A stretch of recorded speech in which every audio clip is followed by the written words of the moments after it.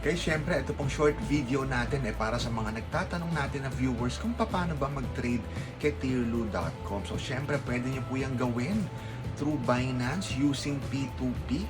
Syempre, kung kayo po merong mga GCash, pwede po yan. GCash at Binance po ang ating kakailanganin. Una natin gawin, bisitahin po natin yung Tierlu.com na website. So syempre, yung link po ilalagay natin sa pin comment.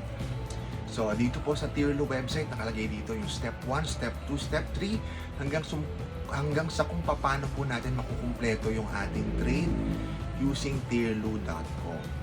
So, mapapansin nyo po rito, ang gagawin natin, bibili tayo ng LTC kay Binance, tapos ibebenta natin yan sa mas mataas na rate kay Tierlu.com. So, technically, buy and sell po siya. Bibili tayo kay Binance ng LTC gamit ang USDT at GCash. Tapos, kapag okay na po, ibebenta naman natin ito kay Tierlu.com sa mas mataas na rate. So, doon po tayo kikita.